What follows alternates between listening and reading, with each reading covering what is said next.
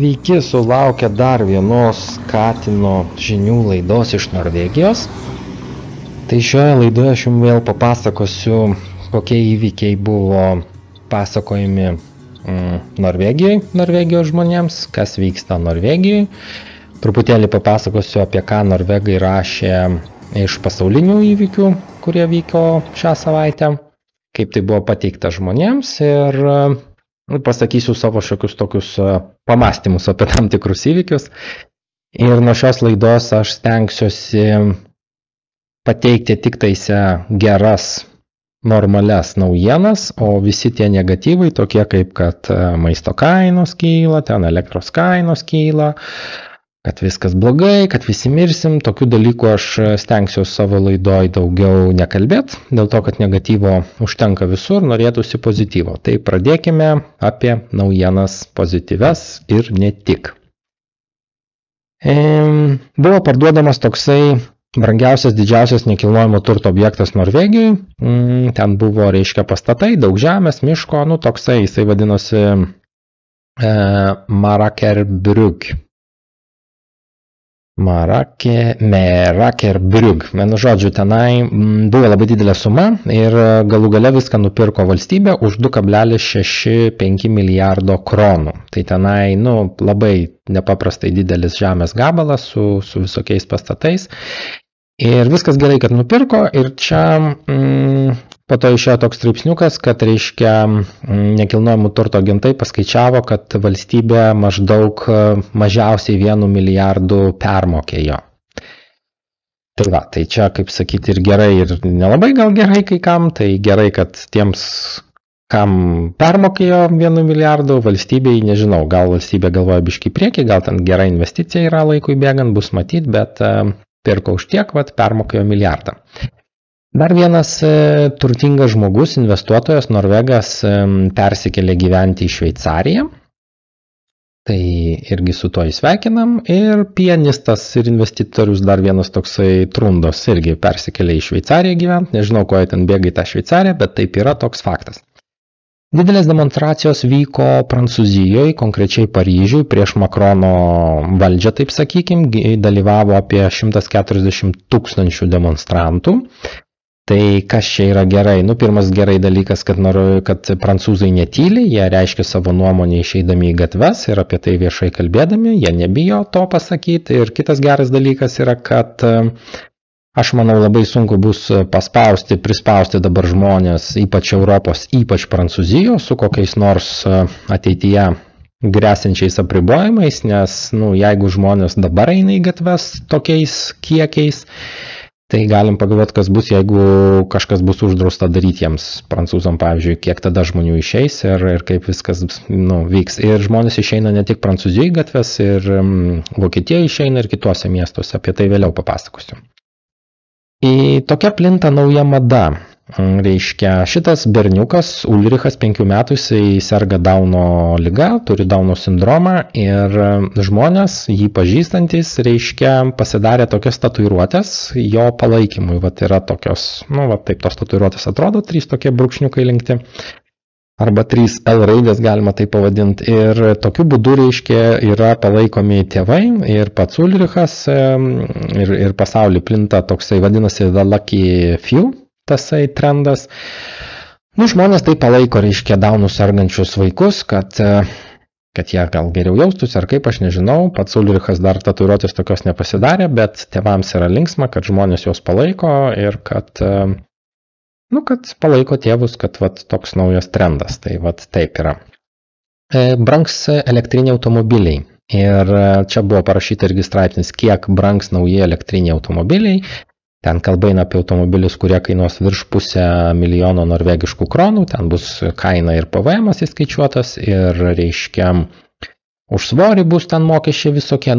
Finalas koks yra, pavyzdžiui, automobilis tasai Volkswagen ID4, kuris kainuoja 500 000 kronų, jisai pabrangs 45 000 kronų. Čia yra lentelė, kiek automobiliai pabrangs ir kalba yra apie tai, kad Möller konkrečiai vadovas, Mölleris, kuris pardavinėja ten Audi, Škoda, Volkswagen automobilius, sako, kad taip kaip vyriausybė reiškia pasakė, kad jie naikina daug lengvatų elektriniams automobiliams. Ir dabar žmonės, kurie norės pirkti automobilį, jie labai gerai pagalvos prieš pirkdami, ar pirkti dizelinį automobilį, pavyzdžiui, ar hibridinį, ar elektrinį. Ir Mölleris sako, taip kaip valstybė savo pažadus, truputėlį pakeitė, taip sakykime, ne truputėlį smarkiai, tai Mölleris sako, mes irgi galvojam pakeisti savo pažadus, nes Mölleris planavo iki 2025 metų nustot pardavinėti dizelinius benzininius automobilius, o pardavinėti tik elektrinius. Tai sako, taip kaip valstybė truputėlį pakeitė savo planus, tai sako, gali būti, kad ir mes truputėlį nesilaikysim savo pažadų ir gali būti, kad toliau truputėlį prekiausim visokiais automobiliais, ne tik elektriniais. Tai vat irgi toks dalykas geras, kad žmonės galbūt sugrįž prie dizelinių automobilių, kurie man labai patinka, nes jie labai mažai teršia oro ir labai su jais viskas yra gerai. Naujos tokios tendencijos yra, kad vaikai vis labiau ir jaunesni vaikai pradeda žiūrėti televizorių, iPadus, telefonus ir kad tai tampa tokia priklausomybė, kaip alkoholis, kaip narkotikai, cigaretės, tai sakoma yra, kad, čia konkrečiai apie vieną šeimą kalba eina, kaip jie reiškia vaikus savo pasodinama prie televizoriaus, kad vaikai būtų ramus arba įkiša jiems iPadą, kad tėvai galėtų užsimti savo reikalais, kad vaikai netrukdytų. Ir čia psichologai pradeda šnekėti, kad jeigu vaikas yra iki 2 metų, jam iš vis negalima nei televizoriaus, nei iPado, nei jokių kitų išmanių įrenginių. O kai vaikus yra jau virš 2 metų, tai galima jam ten valandą laiko per dieną būti, reiškia, ir sako, mes vaikus pasisodinam į automobilį, jiems padedam, reiškia, prieš akis iPadą, jie žiūri filmuką ir užmiega ir kaip visiems labai gerai būna. Ir sako, galim ramiai važiuoti, vaikai nekrikštauja, nerėkoja. Tai vat kalba eina apie tai, kad vaikai kuo toliau, tuo labiau įjunka, taip sakykime, žiūrėti tuos visus filmukus ir nemato, kas vyksta aplinkui, plus tai kenkia jų vystymuisi, vaikai mažai būna laukia, vaikai, debilėja, jeigu taip trumpai sakant, bet užtat ramu tėvams yra. Tai apie tai kalbama, kad tai jau tampa tokia truputėlį priklausomybė ir kad reikėtų smarkiai riboti vaikų naudojimąsi visais tais dalykais ir kad, po truputį tai jau tampa problemėlė. Yra toksai banginukas, jo vardas yra Vladimiras. Vladimiras čia Putinas, reiškia, o H yra, pridėjau kaip Hvaler, kaip banginis, tai išeina Vladimiras.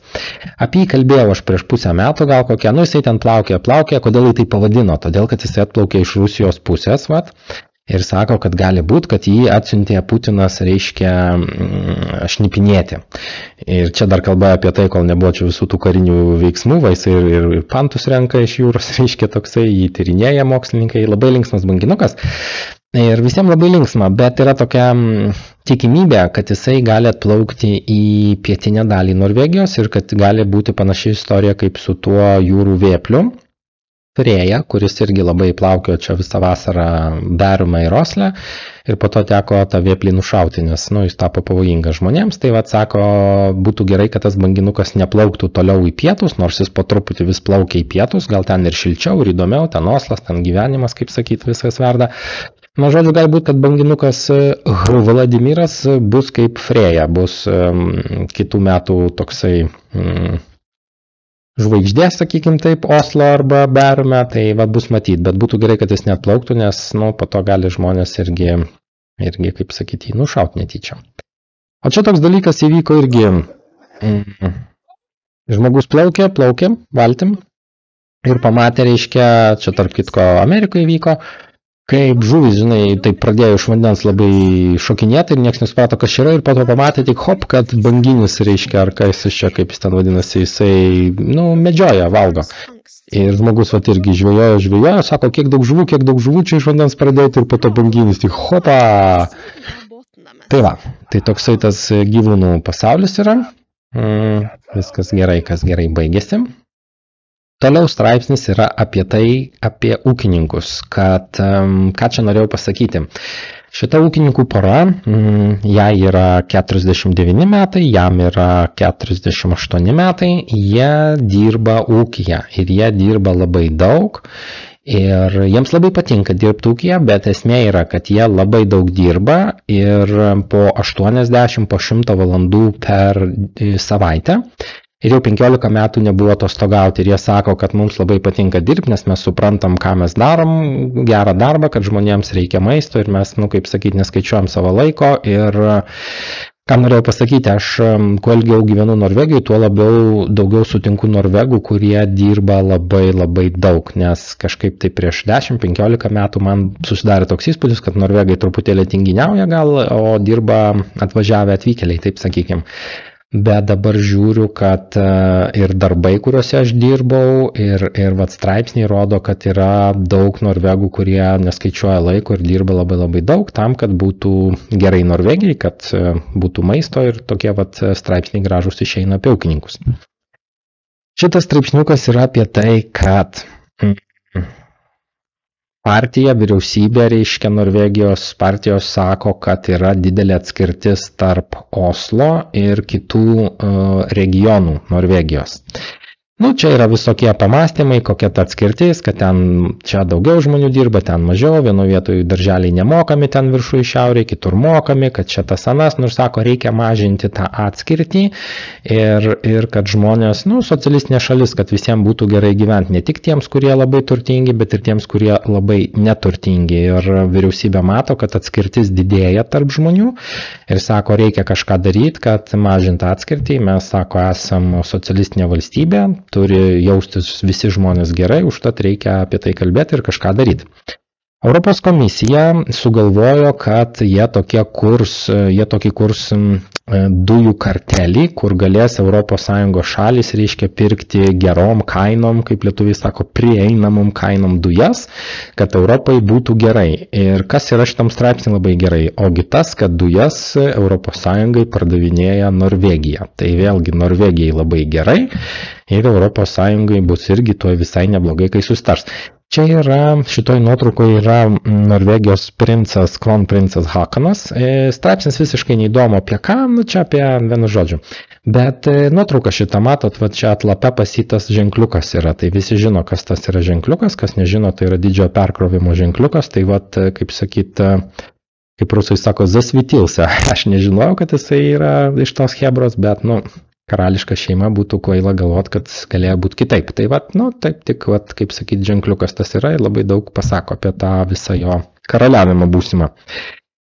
Čia jisai sako, kalba apie princesės Martos Luis ir Dureko, reiškia, visus reikalus ir sako, kad tai yra labai sudėtinga tema, jisai nenori ją kalbėti. Vienu žodžiu, kalba eina apie tai, kad taip kaip Marta su Dureku susidėjus yra, o Durekas, tas juodukas, kalba truputėlį nesąmonės ir būdamas ir karaliaus rūmose ir visur oficialiai kalba nesąmonės, tai sako, gal būtų gerai, kad Marta princesė atsisakytų savo titulo, nes jis jau tiek yra visko prikalbėjęs ir pridaręs, kad kai kurios organizacijos atsisako dirbti su Marta princesė, sako, nes tas juodas žmogus kalba nesąmonės, tai mes nenorim, kad apie mus galvotų taip, kaip apie tą juodą žmogų. Tai čia brolis yra tos princesės, reiškia, jis sako, čia sudėtinga tema, aš nelabai noriu kalbėti.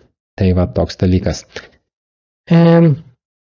Išsilavinimo ministras, ar kaip čia sakyti, švietimo ministras, jisai sako, kad taip kaip dabar yra tasai panaikintas, ar jau yra, ar nuo naujų metų bus panaikintas dalykas, kad norvegai, kurie studijuoja užsienyje, jie turės patys mokėti už savo mokslus. Tai sako, kad jisai tikisi, kad nebus taip, kad daug norvegų išvažiuos, reiškia, kaip pasakyti, jisai tikisi, kad norvegai toliau studijuos užsienyje, nors jiems patiems reiks mokėti už mokslą. Tai nežinau, kaip čia jam tas pavyks ir sako, kad yra gal maždaug pusė žmonių, kurie Norvegijoje, reiškia Norvegijos žmonės, kurie studijuoja užsienyje ir po to grįžta į Norvegiją su žiniom, kurias gauna užsienyje. Tai sako, tikėkime, kad toliau žmonės važiuos užsienyje, studijuos ir po to grįš į Norvegiją gyventi ir dalinsi savo patirtimi, reiškia. Tai nes panaikino arba ruošiasi tuoj panaikinti stipendiją visiems tiems, kurie užsieniečiai mokosi Norvegijoje. Ir tie norvegai studentai, kurie mokosi užsienyje, jiems anksčiau Norvegija mokėjo stipendiją. Tai dabar jie nemokės stipendijos norvegams užsienyje, sako, galite studijuoti Norvegijoje nemokamai, o jeigu norit užsienyje, mokėkit patys. Tai, toks irgi sutaupimas. Dabar vėlgi yra toksai pagazdinimas, perspėjimas, kad sako, taip kaip paskutinius 2 metus niekas nesirgo gripuku, matot, juodą žmogų skiepija. Yra tasai toksai anekdotas, kad tiek reiškia Kukaus klano nariai, tiek visi kiti sutinka, tiek Black Lives Matter sutinka, kad pirmiausiai reikia skiepyti juodus žmonės. Nu, kad išgelbėti jiems gyvybės, čia toks fokusas. Tai va, tai čia matot juodą žmogų skiepė. Tai sako, taip kaip paskutinius 2 metus nebuvo gripo, tai šiais metais gali būti ir gripas, ir korona viename. Nu, 2 in 1, kaip tas šampūnas, 2 už 1 kainą. Ir sako, labai svarbu šiais metais pasiskiepyti nuo gripo, nes jis labai bus pavojingas, nes jis 2 metus atostogavo kažkur ir dabar sugrįžo su naujom jėgom, tai labai svarbu pasibandyti.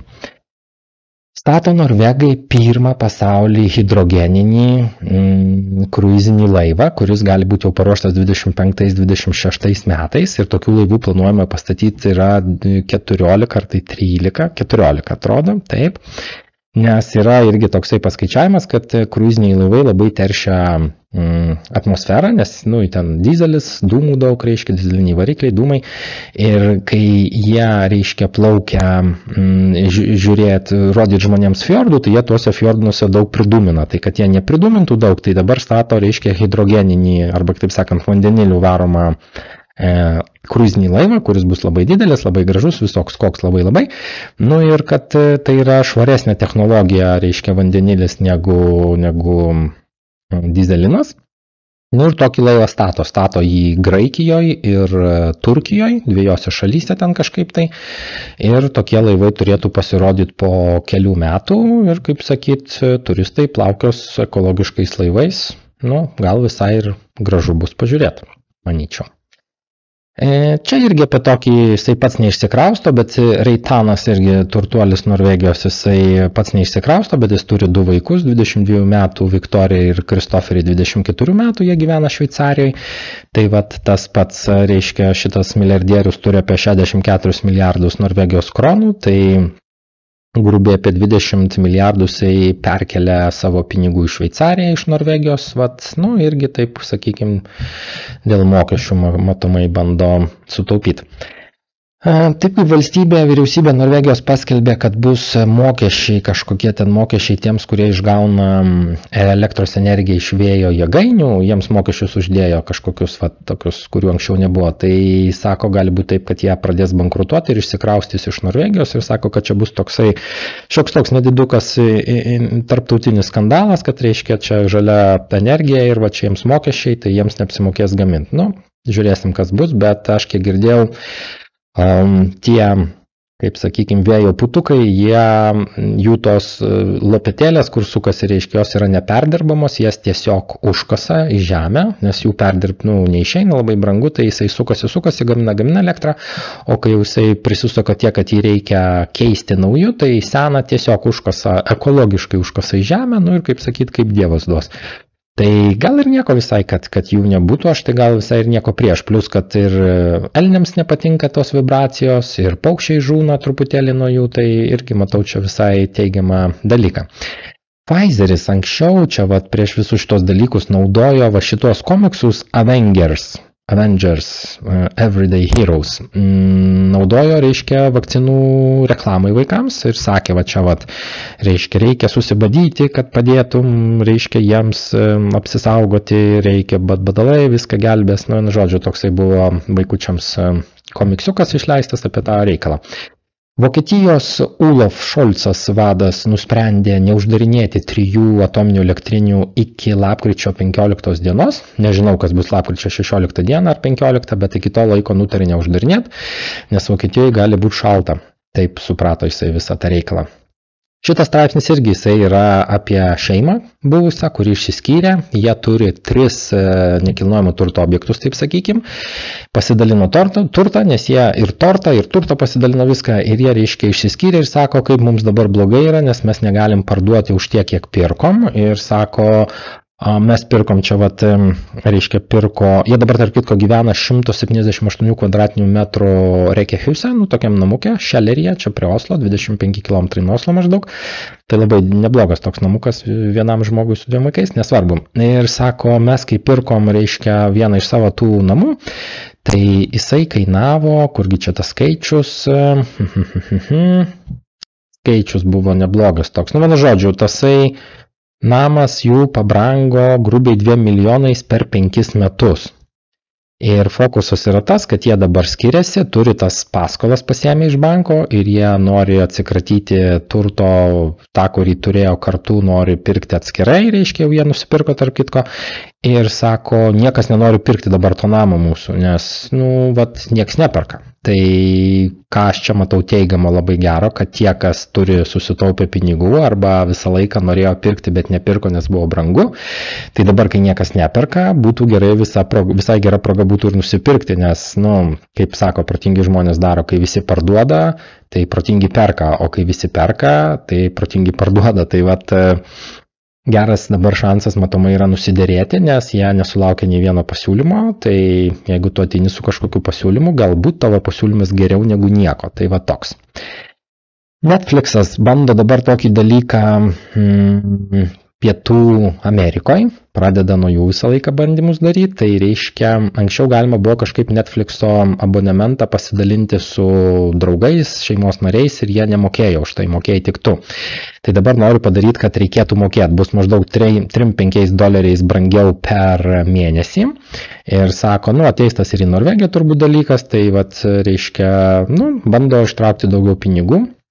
Aš Netflix'u tarp kitko niekada nesinaudojau, tiksliai nežinau, kas tai yra, bet spėjau, kad tai yra televizija, kurią rodoma yra per kompą ir tu gali žiūrėti visokius ten filmus, man taip atrodo. Tai tie, kas labai mėgsta filmų žiūrėti, tai truputėlį pabrangs. Nieko baisaus, viskas gerai. Pietų Europoje, tai yra Ispanijos pietuose, Granadoje, buvo šią savaitę nepaprastai karšta, 35,1 laipsniai šilumos, tai pasisekė tiems, kas mėgsta šilumą. O čia toksai video trumpas apie mešką. Žmogus lipo kalnais Japonijoje. En fjellklatrer i Japan får seg en livsfarlig overraskelse på vei pamatė oppover en mešką. fjellhylle på Mount Ir meška taip praslydo. Pro žmogų praslydo meška, jam pasisekė, jis mešką taip nustūmė ir rėknant meškos pradėjo ir daužyti visai mešką pradėjo ir su kojom spardyti, meška vis nepasidavė ir tada atbėgo dar kita meška numeris 2 iš apačios. Bet svarbu yra nepasimesti, jam čia pasisekė, kad meška praslydo. Nepasimesti svarbiausiai ir ant meškos rėkti, meška nežino, kad tu silpnas. Ir dar kita meška numeris 2 matot atsirado. Ir reiškia, reikia spardyti mešką, rėkti visai gazdinti, skeričiotis rankomis ir meška, kaip sakyti, išsigąsta, meška kvaila, nežino, kad jinai stipri. Ir Japonas liko gyvas. Tai kaip sakyt, pasisekė ir dar viską nufilmavo. Iš kojos meškai padycha, vieną gerą tokį. Tai gerai viskas baigėsi, daug dievė jam sveikatos. Osle buvo toks dalykas, nieko baisaus, skrido malūnsparniai, daug malūnsparnių skrido, kiek jų čia 6 malūnsparniai. Žmonės pastebėjo, sako, kas čia malūnsparniai skraido. Valdžia sako, mes treniruojamės, turim malūnsparnių skraido, nieko baisaus. Gali būti, kad tuoj dar daugiau skraidys visokių dalykų skraidančių. Tai sako, pratinkitės, malūnsparnių yra, viskas kontroliuojama. Tai toks buvo dalykas, viskas gerai su malūnsparniais. Ir toks dar vienas dalykas įvyko, Norvegų fregata plaukė iš Glasgow oro uosto. Ir laivas pasipainėjo biškį, bum, tas laivas jį taip nustūmė, viskas gerai, dar karas neprasidėjo, jau laivai susidūrė, kaip sakyti, bet viskas laimingai baigėsi, viskas gerai, Norvegų fregata tik dažus truputėlį nusigramdė nuo šono, bet tas toks nekoordinuoti judesiai, tokie darbai man truputėlį kelia šypseną, brūkšnelis nerimą, kai taikiu metu lygioj vietoj sugeba susidurti laivai kariniai, pavyzdžiui. Tai, taip būna. Nieko tokio, viskas gerai baigėsi. Apie kainas trumpai, taip. Sako, dabar toks nauja mada tokia yra, bet jinai ta mada visą laiką buvo, gal tik dabar labiau pastebima yra, kad sumažėja ne produkto kaina, o sumažėja pats produktas. Pavyzdžiui, 10 gramų neįdeda į sviesto pakuotę. Ten vietoj 200 gramų dabar 184 gramai.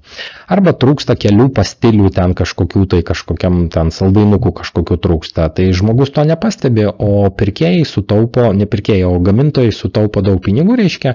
Pirkėjas to nepastebi, nes ten 10 gramų pagalvose, ne? Tai sako, vyksta tokie dabar manipuliacijos su prekių kainomis, kad reiškia kainos stengiasi nemažinti, o mažina patį kiekį. Ir žmonės nelabai pastebi ir visiems gerai. Šitas Kristoferis, jis yra blogeris, jisai moko, kaip žmonės pavalgyti už 12 kronų. Tai aš čia skaičiau, jisai lyg ir visai gudriai daro daugą, visokių čia yra jo ingredientų pasiūlymų ir visokių dalykų, bet ką aš pastebėjau parduotuvėse, kad žmonės labai perka pigiausias prekes, nesvarbu iš ko jos pagamintos, svarbiausiai prieinama kaina.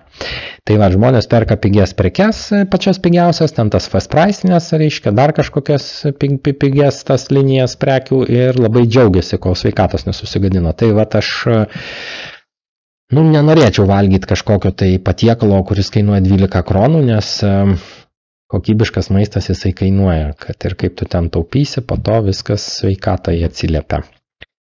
Vandens kiekis toliau Norvegijoje, reiškia, kaupiamas yra gerai, jo kaupia vis daugiau, čia vat yra, reiškia, skaičiai, kad Osle užpildyti rezervuarai beveik 81%, ten kitur šiam 2, 8,3, 8,8, 7,8.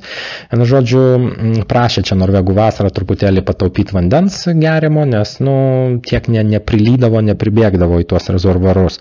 Tai taip kaip dabar lietus lyja periodiškai, tai vandens vis daugiau ir daugiau kaupiama yra tuose rezervuaruose, iš kur ir elektra gaminama yra, ir žmonės geria, tai tas labai yra gerai visom prasmėm.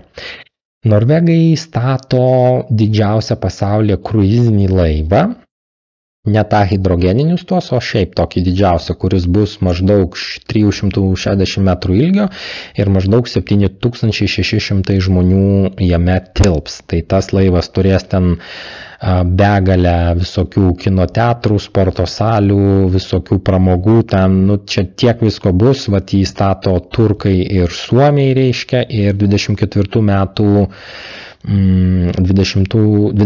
metų sausio mėnesį turėtų tas laivas jau būti pastatytas ir išplaukti, reiškia, ten toks kaip mažas miestas bus, labai bus visiems įdomu, tas laivas netgi pavadinimą turi, tuoj vat gal net ir surasiu. Jis, kaip jisai vadinasi, nesvarbu, Icon kažkaip, tai Icon, žodžiu. Tai va, tai labai didelis laivas, pats didžiausias pasaulyje, beveik 8000 keleivių ir toks vat projektėlis bus plaukiantis. Vyriausybė sako, kad kai policija dabar pamatys skraidantį droną kažkokį, tai gali jį imti ir nušauti. Nušaut droną, taip kaip ukrainiečiai šaudo dronus dabar Kijeve.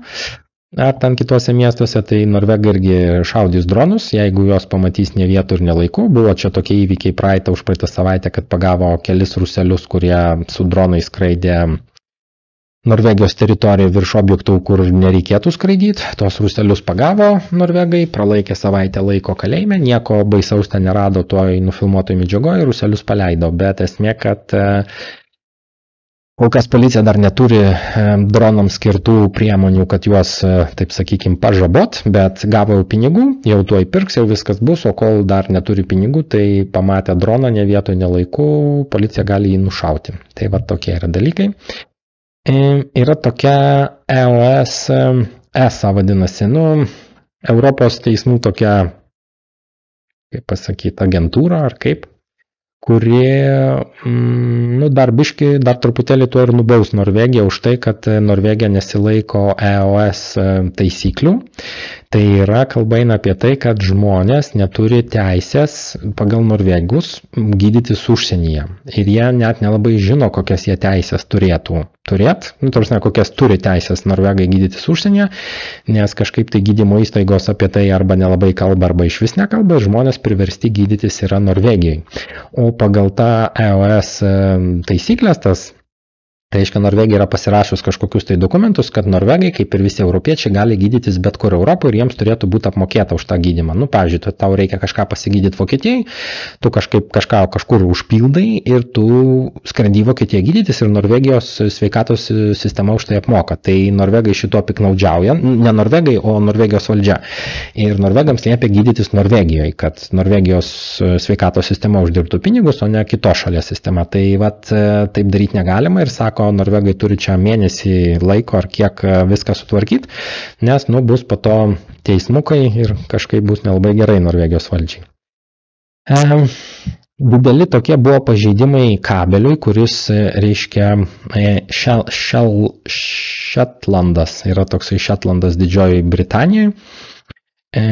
reiškia, kabeliai eina po vandeniu ir jie buvo pažeisti. Ir tie kabeliai tai yra internetas ir visa ten tie, interneto kabeliai. Ir sako, kad, tos kabelius sutvarkys to jau, reiškia, jau beveik ir sutvarkė ir kad jie eina į salą, reiškia, ten tokią Šetlando ir kad, kažkokie pažeidimai atsirado tam kabelė, nieks nežino irgi iš kur tie pažeidimai, bet, tokie vyksta dabar jūrose incidentai viens po kito. Norvegijoje laikinai buvo ginkluota policija, nes policija Norvegijoje vaikšto be ginklų, jie ginklus turi automobiliuose tarnybiniuose, jie yra užrakinti seifuose ir kai kažkas kažkur vyksta nelabai gero, tada policininkai skambina į centriuką ir sako, centriukas, ar galima man pasimti pištolėtą, nes mane gali nušauti. Ir centriukas sprendžia, sako, galima pasimti, arba sako, negalima, eik su bananu, aiškinkis.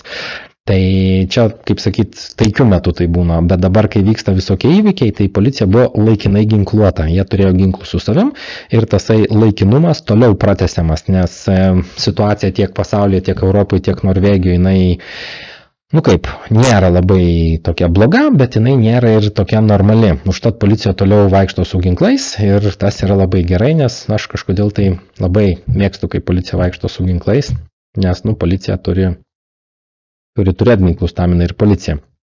Toliau kalba eina apie tai, kad naujų butų pardavimai toliau krenta, tai grubiai nukrinto per paskutinį mėnesį 19%, kas vėlgi labai yra gerai tiems, kas nori pirkti. Tiem, kas nori parduoti, tai, kaip sakyti, yra kaip yra. Bet jeigu kažkas nori dabar pirkti, tai labai neblogas laikas ir aš manau, kuo toliau to bus dar geresnis laikas pirkti, nes kainos ir toliau turėtų kristi, tai naujų butų pardavimai krenta. Čia tokia naujiena irgi ir gera, ir nelabai gera. Tai aš matau gerą pusę. Nelabai gera yra tas, kad 7 iš 10 seselių vadovų, taip sakykime, ligoninėse planuoja nustoti dirbti tą darbą, nes labai daug spaudimo darbe, labai daug darbo. Alga, jinai nėra bloga, bet jinai nėra kažkokia labai super duper alga. O gerai aš matau šitą dalyką tame, kad Norvegijos valdžia turi pinigų ir gali mokėti daugiau algos ir gali daugiau apmokyti žmonių ir viskas, kad būtų geriau. Tai kai žmonės pradės išeidinėti iš tokio labai svarbaus darbo, nelabai gerai apmokamo, tai valdžia tada sakys, gal mes geriau skirkime 5 milijardus kronų ne kažkokiai kariaujančiai šaliai, neaišku dėl ko, o skirkime medikų ruošimui, seselių personalo ruošimui, nes mums tai čia gyvento, ten, kad kažkas kažkur kariauja, tai čia jų reikalas. Tai kalba eina apie tai, kad žmonės dirbdami, medicinos srityje planuoja nustoti ten dirbti, nes labai sunku ir nelabai apsimoka. Tai toks valdžiai skambutis yra, kad gal reikia kažką pradėti daryti, kol nevėlu. Vaikams, mažiukams vaikams, reiškia, nuo 6 mėnesių iki 4 metų, reiškia, komirnatį toks yra, reiškia, spikewax. Vienu žodžiu, vaikams badaliukus amerikiečiai, laukit amerikiečiai, ar gal jau čia ne tik amerikiečiai, ne, europiečiai. Europiečiai siūlo badaliukus vaikams, reiškia, Modernos ir Pfizerio badaliukus. Tai nuo 6 mėnesių galima jau bakstelt vaiką ir vaikas bus kaip gyvas. Tai tokia naujiena. Krašto apsaugos ministras, taip sakykime, Norvegijos nori naudoti Heimevernet. Tai yra ne kareiviai, o tokie, aš taip ir nesupratau, kas čia tokie yra, bet yra tokie kariniai kaip ir namų, kaip čia pasakyti, žmonės, kurie turi ginklus ir kurie yra tarnavę kariuomeniai, kiek aš supratau, tai juos nori naudoti krašto apsaugos ministras, jeigu matys, kad policija nesusitvarko su apsauga ten tų visų platformų, tų visų elektrinių, tai jisai planuoja panaudoti šitą tokį resursą. Kariuomenės dar kol kas nekišti į tą reikalą, bet jeigu ką, tai yra dar tokie, reiškia, civiliai, ale pusiau tokie žmonės, kurie turi ginklus ir žino, kaip su jais elgtis, tai juos planuojama panaudoti, jeigu policijai reikėtų. Oslo, konkrečiai Oslo bažnyčiose nuo kalėdų arba, sakykime, po kalėdų planuoja, kad temperatūra bus 10 laipsnių šilumos. Kad tie, kurie žmonės ateina į bažnyčią, kad jau pratintųsi, nes po žemė irgi nėra taip jau labai šilta. Tai 10 laipsnių bus. Iki to bus 15-19 maždaug, reiškia, kalėdų laikotarpį bažnyčiai tokia temperatūra. o po to iki 10 laipsnių šilumos sumažins temperatūrą, tai vat bažnyčiai tai bus šalta bažnyčiose. DNB sako, kad beveik 100 milijardų kronų pas juos pateko, reiškia, žmonės sunešė į bankus, pervedė visaip kaip, nes galima čia sutaupyti truputėlį, kai keiti banką ir daugiau procentų moka kažkiek DNB ir tas anas, tai vat sako, apie 100 milijardų mes čia taip susurbėm, nes vyksta konkurencija tarp bankų ir žmonės turi pinigų, kas irgi labai yra gerai, manyčiau. Yra tokia, vadinasi norvegiškai humanistisk ungdom, tai būtų humanistinis jaunimas, tokia ne grupuotė, bet tokia organizacija, kuri sako, reikėtų nustoti tualetus turėti 2 rūšių, vyrams ir moteriams, sako, gali būti bendri tualetai. Nu ir čia va šita mergina tokia labai graži tokia mergina iš tos organizacijos. Labai graži mergina, plaukai gražus, šiaip labai graži. Tai sako, reikėtų nustoti, reiškia, skirstyti vyrų moterų tualetus, turėtų būti bendri. Nu, čia žmonės priešinasi kai kurio ir sako, tai vyrų tualetai būna nelabai švarus, nes vyrai ateina, nelabai pataiko ten, kur reikia pataikyti, ir sako, viskas būna, o moterų tualetai būna švarus. Ir sako, galų gale moterų tualetai yra ta vieta, kur moteris gali, nu, ten kokiam klube, diskotekui pabėgti nuo vyrų į tualetą moterų ir sėdėti ten, ir kad jai nieks netrukdytų, kaip sakyti, jeigu nenori bendrauti su to vyru. O sako, jeigu bus bendri tualetai, tai bus, nu, nesąmonė, plus vyrai visur ten apdargia viską ir negerai bus moterims. O jinai sako, ai nieko, tai dažniau valysim tualetus ir viskas bus gerai. Ir čia sako, ar tu nori, kad visi būtų tualetai neutralūs? Taip, ne, aš rašau ne. Ir balsuojam, ir 40% sako ne, kem 5 taip, o 13% patys nežino, ko nori, vienu žodžiu. Tai vat, noriu daryti tokius bendrus tualetus ir žmonės, vieni sako, kad kaip čia gerai bus, o šita graži mergina sako, labai gerai bus, o kiti sako, kad, nu, truputėlį turėtų būti, nu, tvarka, taip sakykim, ten, kur vyrai, tai vyrai eina, o kur moteris, tai moteris. Tai tokios vat yra mintis. Sumažinti dagpengeriai bus valdžios sprendimu ir šitas konkrečiai mažinimas dagpengeriai tai yra pinigai, kai žmogus nedirba ir gauna pinigus už tai, kad nedirba, nes jisai dirbo prieš tai kažkiek metų ir pagal 3 metų tavo algą skaičiuodavo, kiek tu gausi ateinančius 2 metus nedirbdamas, taip sakykim. O dabar nori padaryti, kad skaičiuotų ne pagal 3 metus, o pagal metus paskutinius. Ir va šita mergina, jinai konkrečiai 27 metų, jinai yra, kaip pasakyti, jinai dirbo pati savo, jinai muzikantė ir sako, jai tas labai negerai bus paskaičiavimas dėl to, kad taip, kai buvo pandemija, jinai nedirbo. Nu, jinai gaudavo iš valstybės kažkiek, nežinau kiek, bet jinai nedirbo tuo metu. Ir vietoj to, kad ir jinai dabar irgi neteko darbo, va taip išėjo, kad jinai ten nedirbo truputėlį, vienu žodžiu, jai bedarbio pašalpą skaičiuos ne pagal paskutinių 3 metų, reiškia, skaičiavimus, o pagal paskutinius metus. O paskutinius metus jinai labai nedaug dirbo ir sako, nu, tas yra labai negerai ir kad tai yra nesąmonė ir kad jinai pati sako, mes kai dirbam žmonės, mes iš karto mokam nuo pirmos dienos, reiškia, pinigus į tą fondą, kad jeigu mes nedirbsim, kad gautume, nu, galba. O sako, taip, kai dabar pakeitė tą visą mokėjimo sistemą, tai sako, mes mokam, bet skaičiuoti pagal paskutinius metus, nu ir nesąmonė išeis. Nu ir kiti irgi sako, kad tai yra nesąmonė, bet valstybė sutaupys pinigų. Ir dar čia irgi toksai pamąstymas yra, kad visada gerai yra dirbti, nu aš čia taip manau, dirbti kažkur įmoniai, kur už tave yra visi mokami mokesčiai, kur nereikia tau galvoti, turėsi tu darbo, neturėsi, va čia jinai muzikantė, gaus jinai tų grojimų, negaus ir jai toks, nu, neapibrėžtumas yra, jinai arba labai daug dirba, arba visai nedirba, jeigu yra ten kokios, nežinau, šventės ir nieks neužsako jos grojimų. Tai va, tai esmė, kad tasai dagpengerių sumažinimas, skaičiavimas, reiškia, už paskutinius metus, o ne už 3, kerta kai kuriems žmonėms per kišenę ir valstybė taip staupo pinigų, bet nelabai gerai žmonėms, kuriems reikia pagalbos. Norėjo nušauti kiaunę mamą su 3 mažais kiauniukais. Čia matote, visa kiaunių šeimyna pietauja, valgo šitągi aviniuką. Ir norėjo nušauti šitą mamą su tais vaikais ūkininkas, kurio aviniuką ėda. Bet valdžia neleido, sako, negalima šaudyti kiaunių, nes kiaunių mažėja smarkiai, o aviniukų yra daug, tai sako, kiaunę šaudyti negalima, haram. Ir tas ūkininkas tada negalėjo šauti kiaunės, tai jisai sako, gerai, tada aš savo aviniukų neleisiu į lauko, laikysiu juos uždaręs. Tai vat valdžia už kiaunių teisės, nes aviniukų daug, o kiaunių nedaug. Labai gera naujiena yra Equinorui, tai yra buvusiam Statoilui, tai yra naftos ir dujų fondui Norvegijos, kad jie manoma uždirbs 251 milijardą per trečią kvartalą ir kuo jie daugiau uždirba, tuo daugiau pinigų biudžete ir tuo mažiau norvegams reikia pergyventi dėl ekonominių visokių reikalų.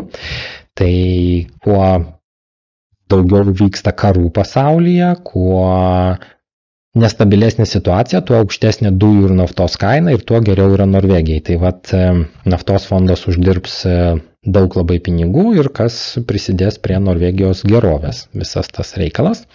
Ir čia yra parašytas straipsnis apie tai, kiek uždirba daugiausiai įmonių vadovai. Tai vat daugiausiai uždirba Equinoro vadovas, beveik 18 milijonų, po to Telenoro vadovas 15, po to DNB vadovas irgi 15, Jaros 14, Norhydro 12, ten reiškia Kongsberg 11, taip toliau panašiai. Tai vat čia yra tokios Postanas tik tai uždirba mažiausiai vadovė 6 milijonus per metus. Tai vat tokios yra algos valdiškų įmonių, kurios gerai, kaip sakykime, laikosi. Yra tokia filkė, reiškia Ringerike komuna ir ten dabar yra prašoma žmonių pasiruošti tokiam periodui, kuris būna kartais toj filkė, jisai šiaip, bet kur gali atsitikti, bet kalba eina konkrečiai apie tą vietovę.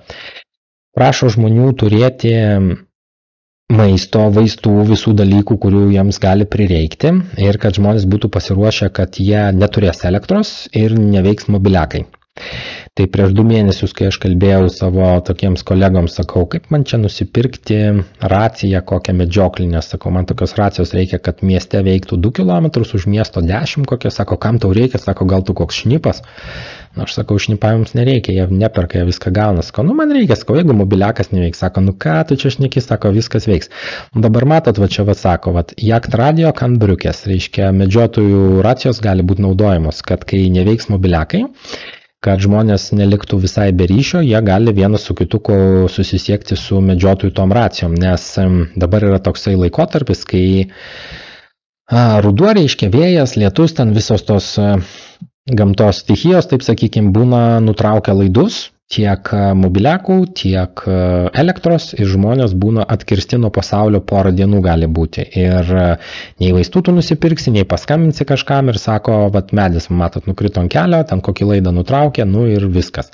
Tai prieš tai Norvegai irgi rašė, kad visoje Norvegijoje reikėtų būti pasiruošus tokiem dalykam, kad sako, gali būti dings elektra, tai sako, turėkite ten šiltų rūbų, ten turėkite degtukų, kad užsikurtų ugnį, kad pasišylit kažkam, tai čia, taip, tokiam karo atveju buvo kalbama apie tai, o čia dabar konkrečiai Ringerike komunui, kad sako, ten būna medžiai virsta, tai reikia žmonėm būti pasiruošus išgyventi porą dienų patiems savo, kad jie gali būti nesusisiek su pasauliu išoriniu visai.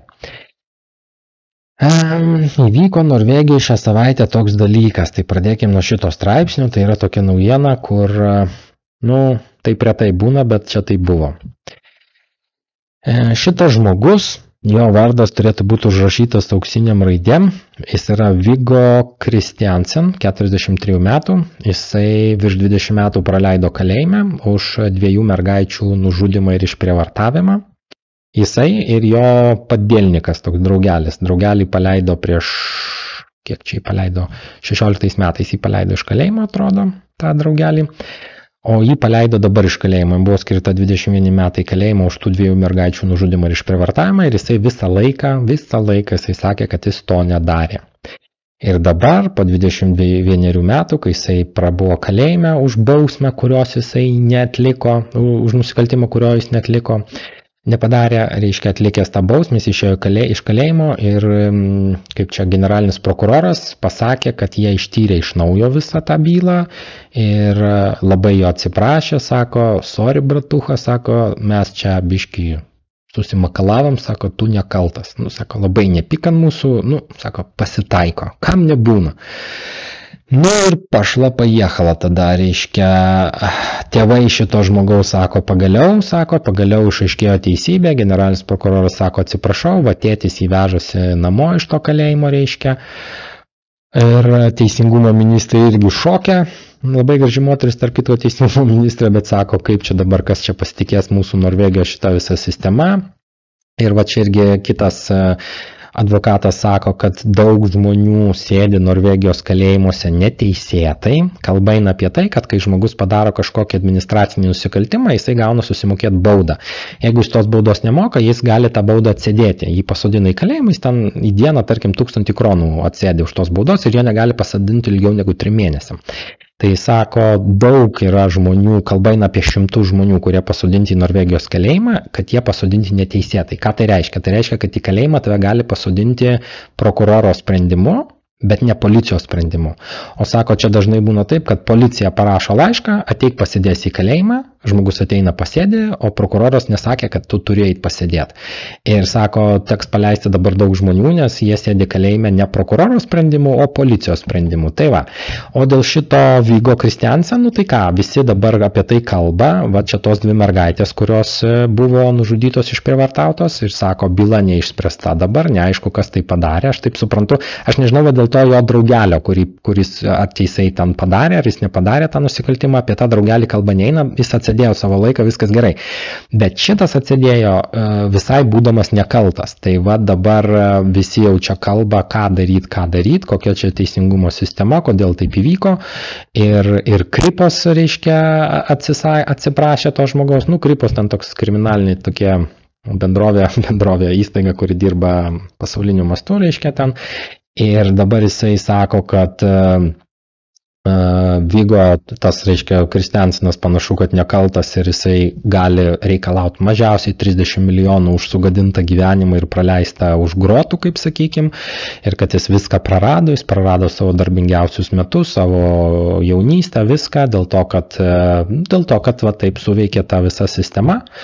Ir žmonės to miestelio, kur buvo, vat, matot, moteris sėdi, to miestelio, kuriame įvyko tos nusikaltimas, ten Kristiansando rajone, kažkam, nu, apylinkėse tas viskas įvyko, sako, mes dabar laukiam, kada jisai sugrįž namo, mes visą laiką galvojam, kad tai jisai padarė, pasirodo ne jisai, tai mes čia dabar, nu, kaip sakyt, irgi atsiprašyti bandysim ir kažkaip tai, nu, žodžiu, nu, toks įvyko nelabai fainas dalykas, tai vat būna, kaip sako, Akela nepataikė. Čia va matot, princesė Marta išvedė pavedžiot savo augintinį Dureką. Ir kalba vėlgi eina apie tai, kad jinai gali prarasti princesę savo titulą, nors sako, kad, nu, tikriausiai jinai nepraras savo titulo, nesvarbu, kad jinai su to juodu žmogum ten daro visokios nesąmonės, jis kalba nesąmonės tiek apie koronos ligą, tiek apie visus dalykus, bet sako, viskas bus gerai turbūt ir jinai savo titulo nepraras. Nu, norvegai labai kalba negražiai apie tą juodą žmogų, kiek aš čia pakalbu su norvegais, tai ten tokių bairių apie jį papasakoja, kad ojojoj, juokeliai sklando kaip apie Brežnevą gerais laikais. Apple stabdo iPhone 14 Plus produkciją, tai yra toks iPhone'as, jis yra pats brangiausias, jo praktiškai nelabai kas perka ir stabdo jo gamybą. Reiškia, kodėl jo neperka? Sunku pasakyti, nu jis yra brangiausias, reiškia, jeigu paprastas tas iPhone'as kainuoja 11 000, truputėlį geresnis 12 500, ten dar kažkoks 14 000, tai tas kainuoja 15 500, reiškia, jis, nu, yra brangiausias, 1500 kronų brangesnis negu kiti iPhone'ai ir jo neperka, tai sako, kad Apple'as stabdo jo gamybą, nes, nu, jo žmonės neperka.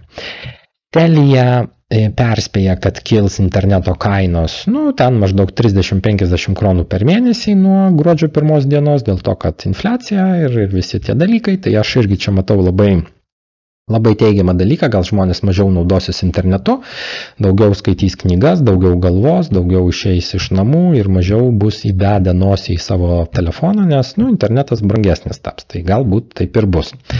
DNB šefė sako, kad labai mažas yra aktyvumas nekilnojamo turto rinkoje, tai vėl gerai tiems, kas nori pirkti. Su lapėmis Norvegijoje galima pažaisti, Osle netgi, galima pažaisti su kamoliuku. Lapė mėgsta gaudyti kamoliuką ir žmogus mėto kamoliuką, lapė gaudo ir visiems labai linksma būna. Tai su lapėm reikia atsargiai, bet kai kurios lapės žaismingos žaidžia kamoliukais. Muskas planuoja atleisti 75% Twitterio darbuotojų, nes jis panašu, kad perka Twitterį ir 75% darbuotojų atleis, tai, kaip sakyt, bus sutaupyta. Straipsnis irgi čia toks dvejopas. Iš pradžių tam straipsnį atrodo, kad viskas į vienus vartus, o po to viskas pradeda eiti į kitus vartus. Tai pradėkim nuo pirmų vartų, kad grynų pinigų išsiėmimas, taip sakykime, iš bankomatų per 20 metų sumažėjo 90%. Šitos dvi mergaitės jaunos, jos sako, kad jos niekada gyvenime nenaudojo grynų popierinių ar metalinių pinigų, jos viską moka kortelėmis, jos turi mobiliaką. Prie mobiliako yra kortelių laikytuvas, toksai kortelių, jos ten laiko banko korteles ir visą laiką moka kortelėmis ir sako, jeigu mes gaunam grynų pinigų kaip dovaną, tai yra tik problemos ir sako, mes tuos pinigus grynus, tuos grynus pinigus atiduodam seneliams, o jie mums pavipsina, perveda, reiškia, į sąskaitą tiek, kiek mes jiem atiduodam, nes gryni pinigai problemėlė. Ir čia SR banko Stavangeryje, reiškia, darbuotojas rodo patį pirmą 78 metų gamybos bankomatą, jis maždaug taip atrodė, reiškia, jisai turėjo tokią kortelę, galima buvo užsiimti pinigų ir tokie buvo reikalai.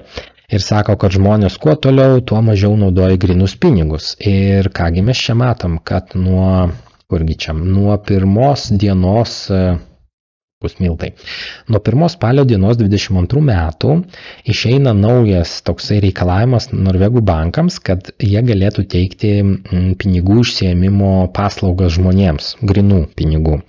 Ir sako, jeigu neišeina tą dalyką atlikti banke, tai gali bankai sutarti su parduotuvėmis, kad parduotuviai tu gali išsiimti kažkokio banko, reiškia, turėdamas kortelę, išsiimti grynus pinigus. Tai ir pavyzdžiui, šita šeima sako, kad jie moka tik kortelę, bet sako, yra gerai turėti truputėlį pinigų grynais, maža ką sako.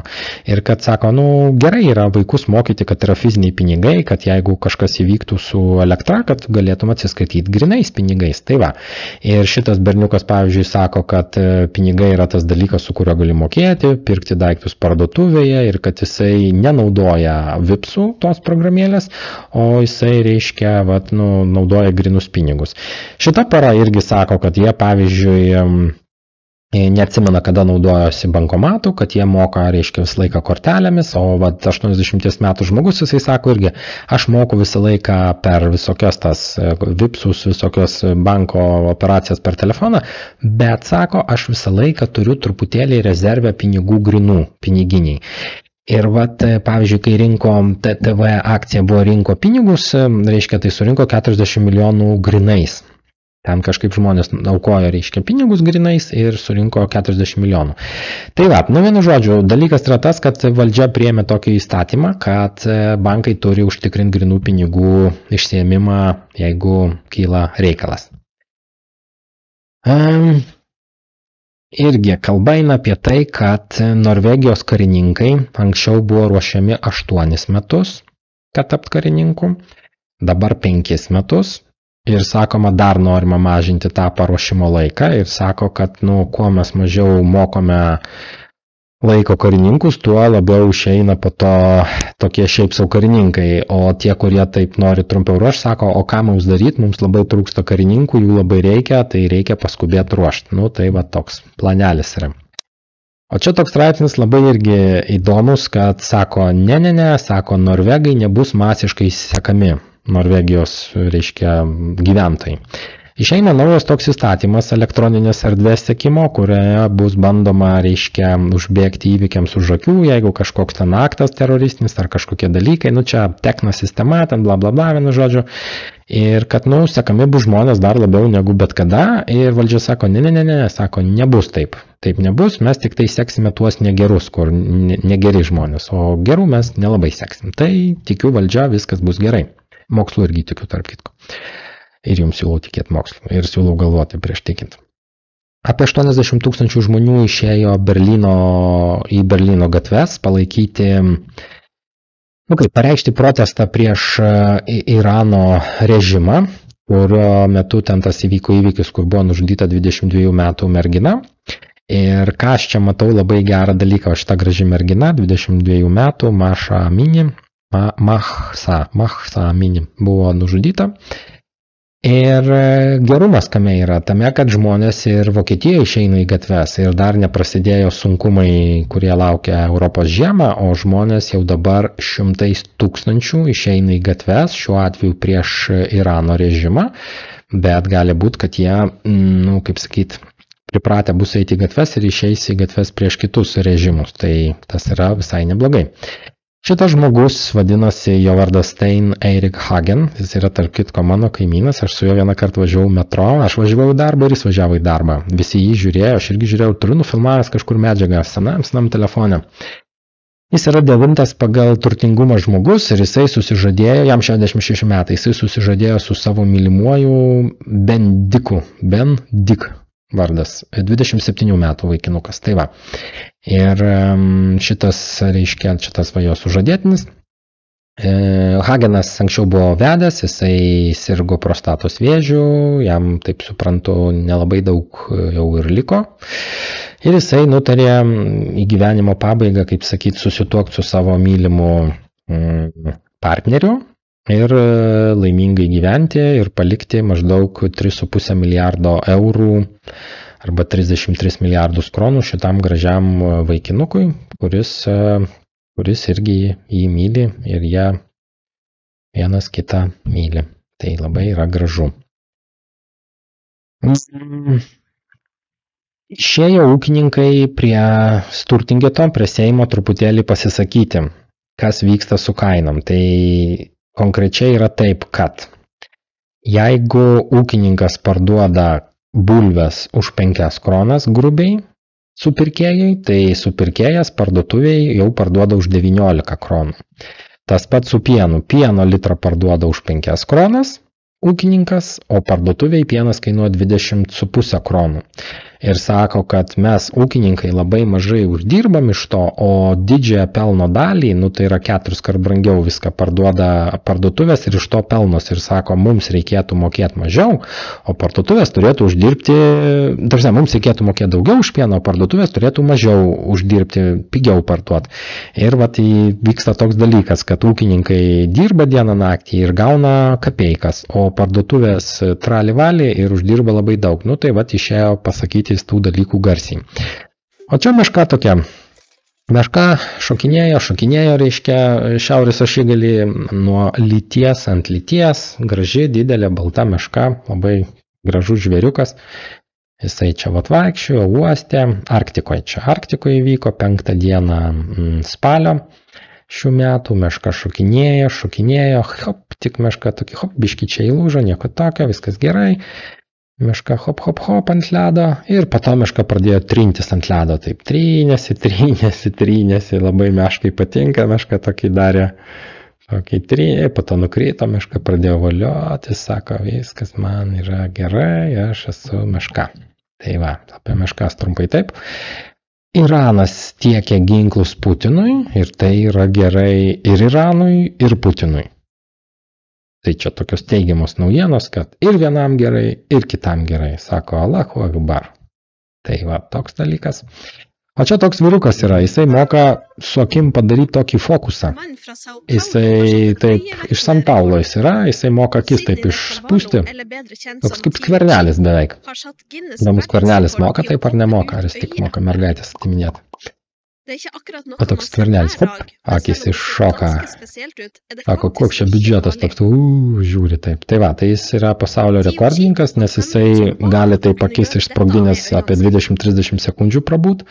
Jam visai neskauda, jis yra tikras žmogus, iš pradžių buvo galvojama, kad čia yra kažkokia liga, bet čia jokios ligos nėra, jisai turi tokį stebuklingą dalyką, moka išpūst akis, pateko į Ginesų rekordo knygą ir stebina pasaulį ir daro bėdą skvernelį. Tai va, toks jisai yra iš San Paulo, skvernelis numeris 2. Vatikanas pasirašė su Kinijos Demokratinė liaudies Respublika, atnaujino tokį prieštaringai vertinamą susitarimą, kad bažnyčia katalikų Kinijoje galės kažkaip tai skirti vyskupus, reiškia nepritarus kažkaip tai Vatikanui. Nu, ten toks susitarimas sudėtingas, vienu žodžiu, Vatikanas su Kinija vas, viskas gerai. Kumelkos pienas, kuris buvo išleistas tokia ir tokia serija, toks ir toks numeris, čia matot, viskas parašyta yra, jisai turi per daug D vitamino. Užtat D vitaminas, reiškia, gali būti, kai jo per daug, jis yra kenksmingas mums. Tai sako, kas gavote nusipirkti tokio pienelio, tai geriau jo negerkit, nes gausit per daug D vitamino.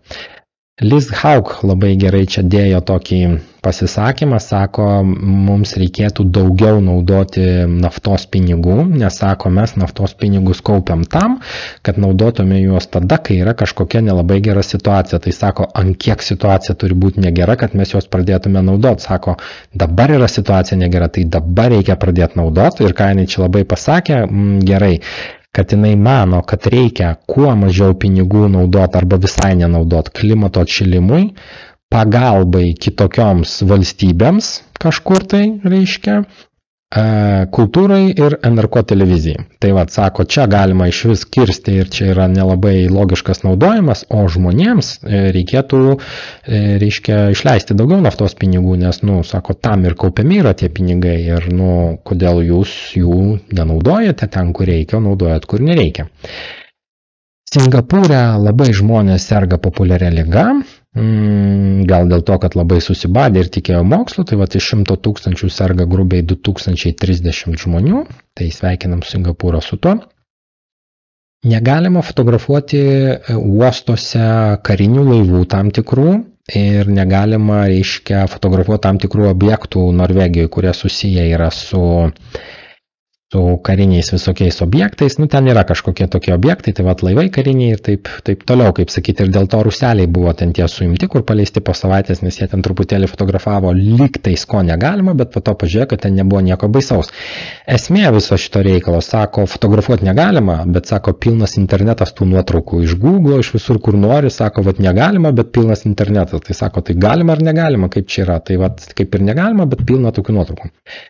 Ahmetas 17 metų, jisai dažnai būna jaunimo klubuose dėl to, kad jisai nori pailsėti nuo namų, kuriuose labai daug gyvena žmonių. Tai čia kalba eina apie tai, kad žmonės, tie musulmonai, kurie atvyksta iš kitų šalių, jie pavyzdžiui gyvena 5-70 kvadratų žmonių, reiškia 70 kvadratų bute gyvena 5 žmonės, arba 85 kvadratų bute gyvena 10 žmonių ir, kalba eina apie tai, kad kas 10 Norvegijoje gyvenantis žmogus, jisai gyvena bute, kuris yra perpildytas. Matot, kiek batų yra ir viską, kad sako, negerai, kai gyvena žmonės perpildytose butuose, kad po to prasideda visokie ir kriminaliniai dalykai, nes žmonės išeina iš namų, nebūna namie, į gatvę išeina, kaip sakyti, ir ten visokių dalykų yra.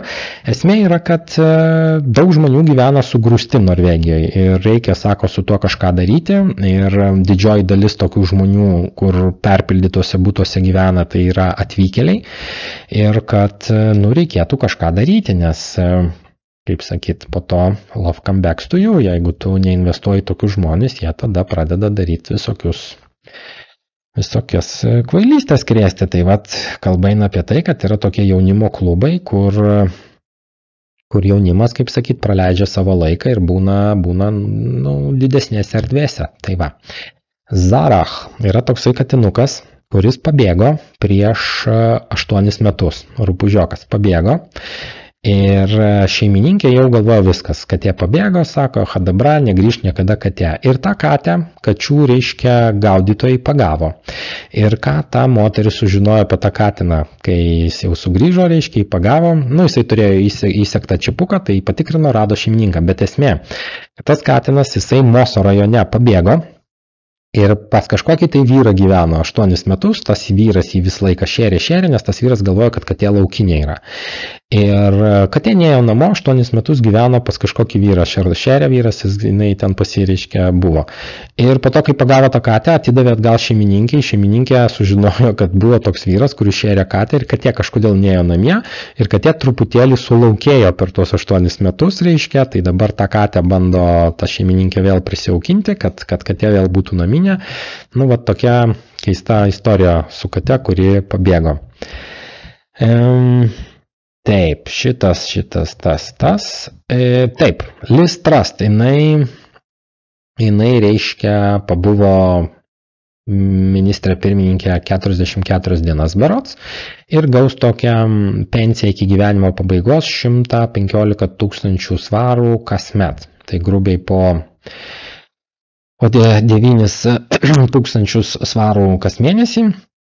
Tik už tai, kad jinai prabuvo, reiškia, Didžiosios Britanijos ministrė šiek tiek mažiau negu 3 mėnesius ir va, tokią pensiją užsitikrino, kaip sakyti, labai neblogą. Ir kiek girdėjau kalbas, skaičiau straipsnius, kad gali būti, kad Borisas Johnsonas grįš į savo postą, didelė tikimybė ir toliau valdys Britaniją. Norvegijoje 31 užsikrėtęs yra populiaria liga per paskutinę dieną, tai 31 labai yra nedaug ir labai yra gerai. Hardanger fjorde buvo matoma nepaprastai graži šiaurės pašvaistė, o čia toks straipsnis labai rimtas, turbūt rimčiausias straipsnis iš visų šiandieną. Norvegai 95 metais sausio mėnesį iš Andoja, tokia vieta yra Norvegijai, paleido raketą į kosmosą. Ir tada buvo prezidentas Rusijos Borisas Jelcinas.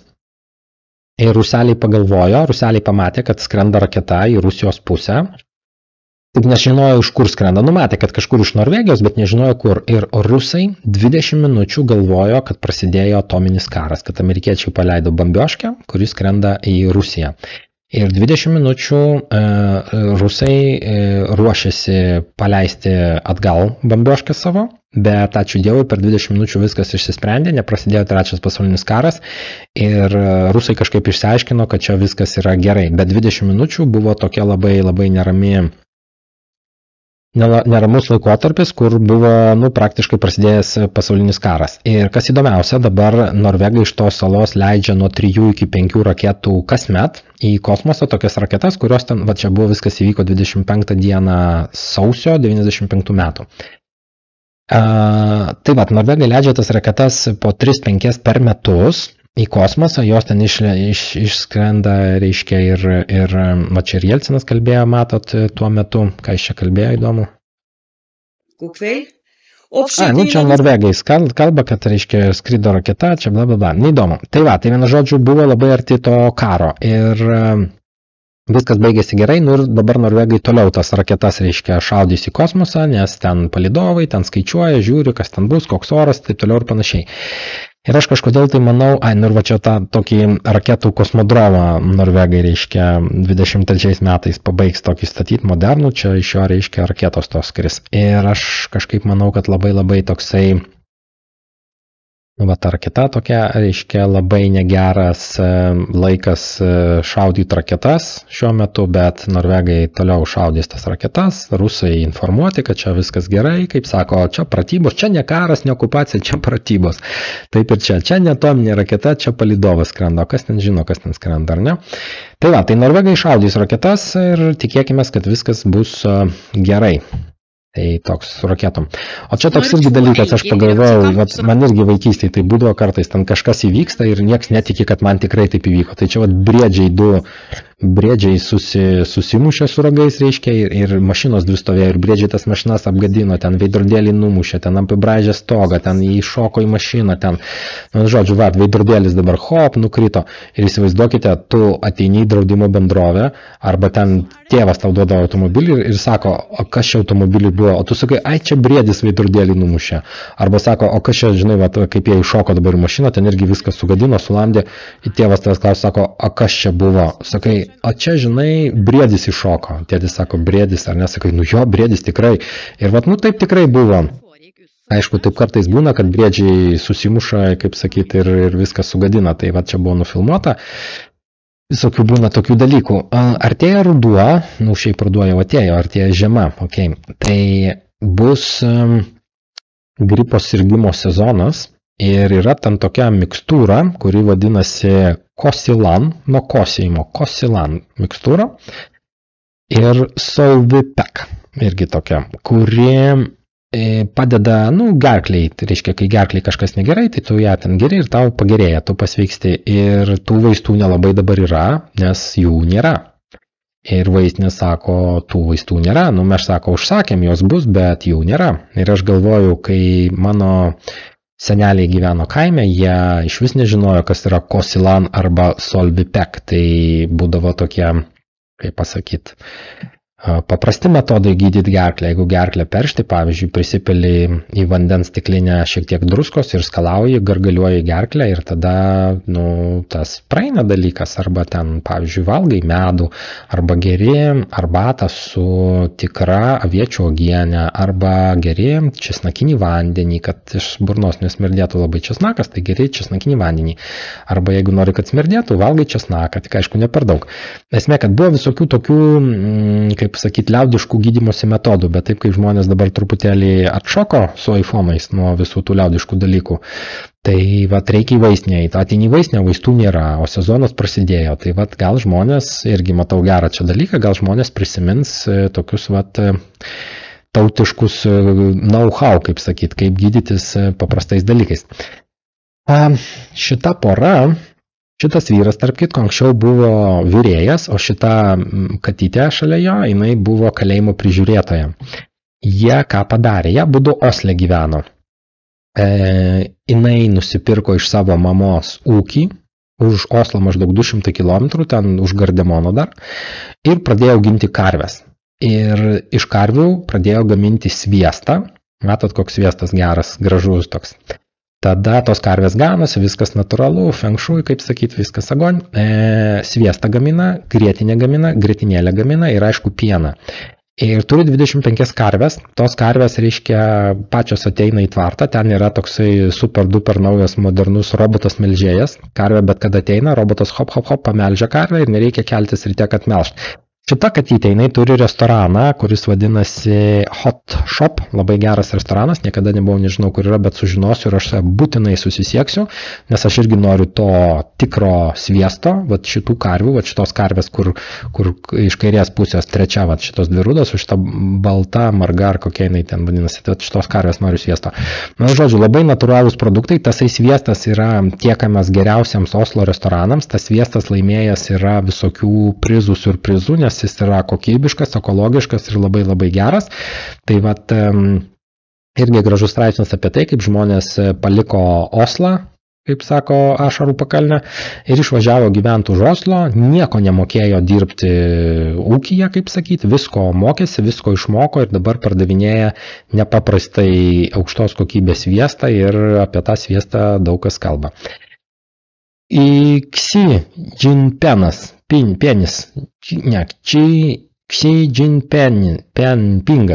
Jinpingas, jisai jį vėl išrinko vadu Kinijos, mačiau tokį video, kaip išveda tą, reiškia, partijos vadovą kažkokį, iš tikrųjų, kiek aš supratau, tai įvyko Kinijos demokratiniai liaudės respublikoje demokratinis perversmas.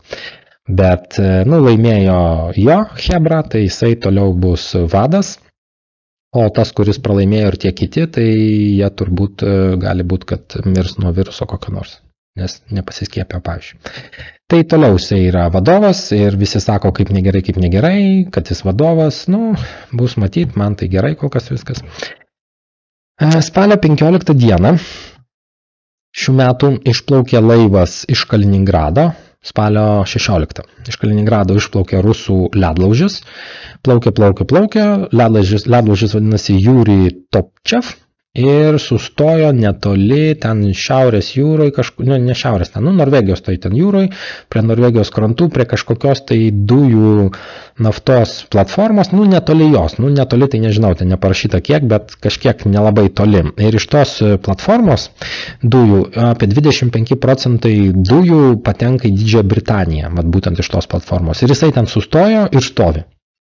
Ir tada jis ten pastovėjo kažkiek dienų ir norvegų laivas šitas KV Svalbard, jisai nuplaukė pažiūrėti, kas tam laivui yra. Gal jisai sako sugedo, ko jis ten stovi. Tai laivas plaukė, sustojo ir nieks nežino, ko jis ten stovi, tai norvegai nuėjo pasiįdomauti, ko jis sustojo. O čia labai gražus toksai video reportažas apie, kaip čia vadinami jie, apie obuolių gyvatės.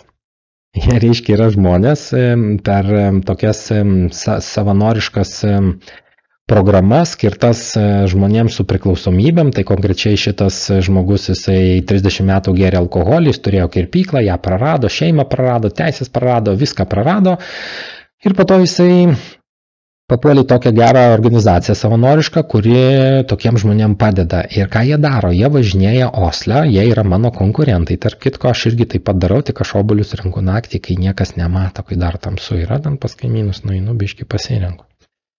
Tai jie reiškia, pagal tą programą važinėja po Oslo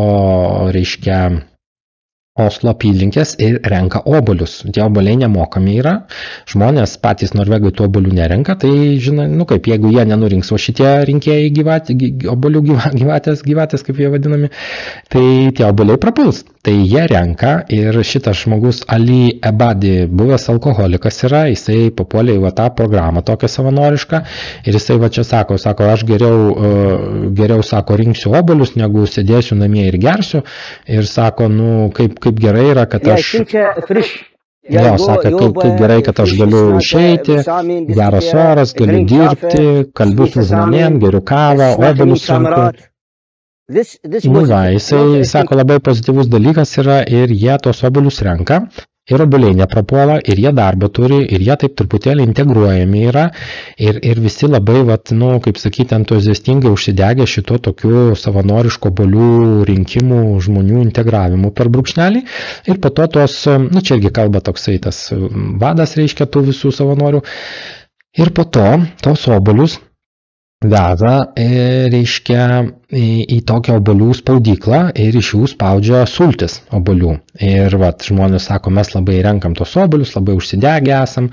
Tai aš irgi mėgstu rinkti obuolius, aš juos labai suprantu ir obuoliai tie yra, spaudžia tokį epleslank, tas epleslank reiškia obuolių gyvačių toksai kaip prekinis ženklas ir tie obuoliai reiškia yra Mose spaudžiami Moso mieste, ir toks labai gražus dalykas. Ir obuoliai išgelbėti, ir sultis geras išeina, ir žmonės integruoti. Tai toks dalykas. O čia daugiau kaip ir nieko. Kaip ir pažiūrim paskutinės naujienos, kaip ir nieko daugiau neįvyko, kol aš čia kalbėjau. Čia dar žmogus kažkoks tai turi neįprastą naminį gyvūną, tai yra varnas toksai.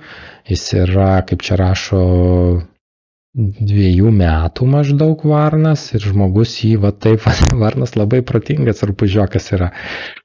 Ir jis jį turi, varnas žmogui akies nekerta, kai irgi yra gerai, labai gražu.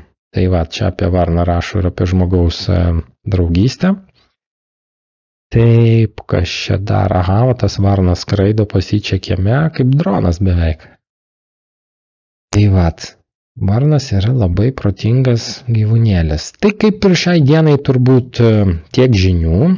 Labai visiems ačiū, kas klausėtės. Dėkui visi, kas prenumeruojat mano asmeninį YouTube kanalą. Galite mane rasti ten po niku Katino žinios iš Norvegijos YouTube. Aš ten dedu visokias laidas. Paskutinė laida, ne paskutinė, o pirma tokia laida buvo apie investavimą.